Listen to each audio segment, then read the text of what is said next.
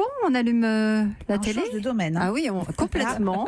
À quelques jours, quelques semaines de la Coupe du Monde de foot, Thomas Soto présente un portrait baroque de Didier Deschamps. Oui, alors un portrait ni dithyrambique ni à charge. L'équipe de complément d'enquête tente de cerner la personnalité de l'homme qui est quand même au cœur du foot depuis 30 ans. Alors lui, il n'est pas très fan des médias. Il va éviter au mieux les caméras du journaliste. Il a d'ailleurs fini par annuler sa venue sur le plateau de l'émission ce soir pour réagir au reportage. Mais qu'importe, grâce au témoignage de ceux qui le côtoient, se dessine quand même le profil d'un homme intelligent et malin, comme le raconte le publicitaire Franck Tapiro. Il sait se faire aimer. Savoir se faire aimer, c'est pas donner à n'importe qui. Lui, on le voit pas venir. On le voit pas venir. Sur le terrain, on le voyait pas venir. Nulle part, on l'a vu venir. Et pourtant, il est arrivé. Alors, certains sont dissertes quand il s'agit d'évoquer le sélectionneur de l'équipe de France de football.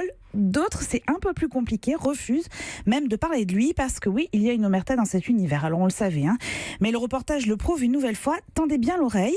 Les voix des 3 footballeurs qui suivent ont été transformées pour préserver leur anonymat.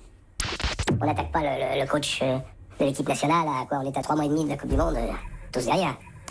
Je ne peux pas, face caméra, tenir d'autres propos que des propos de type hagiographique.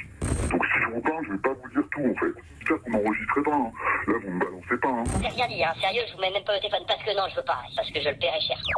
Voilà, peu cher. Alors cette omerta, d'autres l'ont constaté dans des circonstances bien plus sérieuses. Vous savez qu'il y a 2 affaires qui entachent en fait la carrière de Didier Deschamps, l'affaire OM Valenciennes en 1993 et les soupçons de dopage quand il jouait à la Juventus de Turin à la fin des années 90.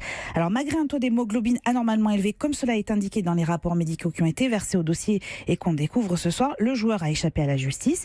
Mais écoutez ce qu'en dit le procureur en charge du dossier à l'époque, Raphaël Guarianiello.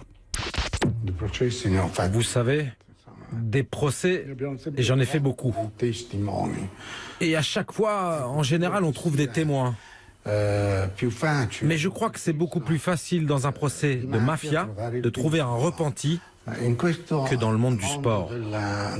Dans le sport, je n'ai jamais trouvé une personne qui ait accepté de collaborer. Alors oui, vous en saurez plus à la fin de ce portrait, mais il y a des zones d'ombre qui persistent. Didier Deschamps maîtrise avec excès la communication, mais c'est une façon aussi de se protéger face aux coups qu'il tente d'éviter depuis des années. C'est un excellent sujet à voir dans Complément d'enquête sur France 2 à 22h45.